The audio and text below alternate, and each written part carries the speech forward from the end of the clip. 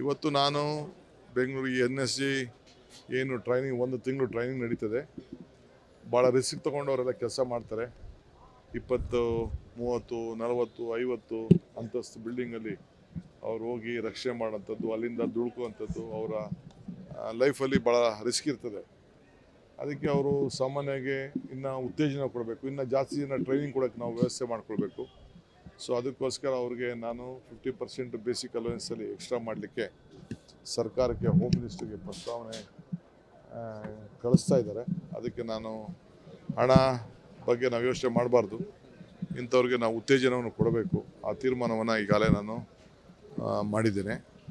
So ಅದಕ್ಕೆಲ್ಲ ವ್ಯವಸ್ಥೆ ಮಾಡ್ತೇವೆ. ಮತ್ತು ಎಲ್ಲ ನಮ್ಮ ಬಿಲ್ಡಿಂಗ್ಗಳೇನಿದೆ, ದೊಡ್ಡ ದೊಡ್ಡ ಬಿಲ್ಡಿಂಗು, ಅಪಾರ್ಟ್ಮೆಂಟ್ಸು ಎಲ್ಲ ಏನಿದೆ, ಅಲ್ಲಿ ಮೇಲ್ಗಡೆ ಫ್ಲೋರಲ್ಲಿ ಎಲ್ಲ ಇದ್ದಾಗ ಇಂಥ ಒಂದು ಫೈರ್ ಅಟ್ಯಾಕ್ ಆದಾಗ, ಇಲ್ಲಾಂದರೆ ಯಾರು ಟೆರರಿಸ್ಟ್ಗಳು ಅಟ್ಯಾಕ್ ಮಾಡಿದಾಗ, ಯಾವುದಾದ್ರು ತೊಂದರೆ ಆದಾಗ ಸಂದರ್ಭದಲ್ಲಿ ಎಮರ್ಜೆನ್ಸಿ ಹೋಗಬೇಕು. ಅದಕ್ಕೆ ನಮ್ಮ ಮಿಲಿಟ್ರಿಯವ್ರ ಜೊತೆ, ಏರ್ಫೋರ್ಸ್ ಅವ್ರ ಜೊತೆ ಒಂದು ಒಪ್ಪಂದವನ್ನು ಮಾಡಿಕೊಳ್ಳಿಕ್ಕೆ ಎಮರ್ಜೆನ್ಸಿ ಕಾಂಟ್ಯಾಕ್ಟ್ ಒಂದು ಯಾವಾಗಲೂ ಕೂಡ ಒಂದು ಸಪ್ರೇಟ್ ಟೀಮ್ ಇರಲಿ ಅಂತೇಳಿ ಅದನ್ನು ಹೇಳಿದ್ದೇನೆ.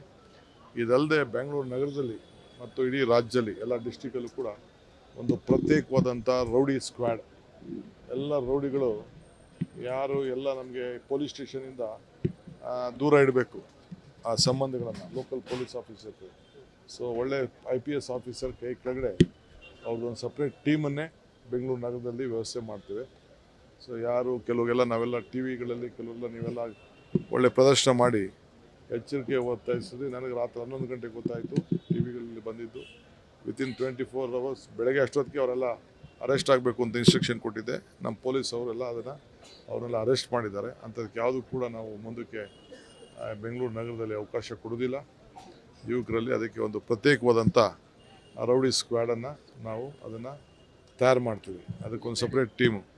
ಆಮೇಲೆ ಹೆಲಿಪ್ಯಾಡ್ ಕೂಡ, ಎಲ್ಲ ಹೆಲಿಪ್ಯಾಡ್ಗಳು ಕೂಡ ಭಾಳ ಅದಕ್ಕೆಲ್ಲ ಪರ್ಮಿಷನ್ಗೆ ಅಪ್ಲೈ ಮಾಡ್ಕೊಳ್ಳಿಕ್ಕೆ ಅದಕ್ಕೆ ಏನೇನು ಬೇಕೋ ವ್ಯವಸ್ಥೆ ಕಾನೂನು ಚೌಕಟ್ಟಿನಲ್ಲಿ ಅದಕ್ಕೆಲ್ಲ ಅವ್ರಿಗೆಲ್ಲ ಭಾಳ ಜನ ಕಟ್ಕೊಂಡಿದ್ದಾರೆ. ಅದಕ್ಕೆ ಆ್ಯಕ್ಟಿವ್ ಆಗಿರಬೇಕು ಯಾವಾಗಲೂ ಕೂಡ ಎಮರ್ಜೆನ್ಸಿಗೆ.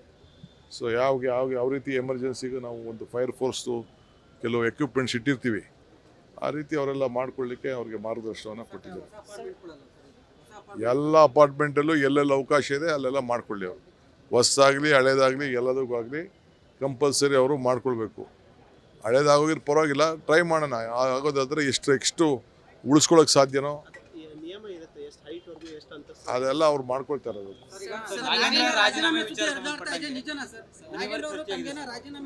ಬೆಳಗ್ಗೆ ಮಾತಾಡಿದ್ದಾರೆ, ದೆಹಲಿಯಿಂದ ಬರ್ತಾ ಇದ್ದಾರೆ, ನಿಮ್ಮ ಹತ್ರ ಮಾತಾಡ್ತಾರೆ.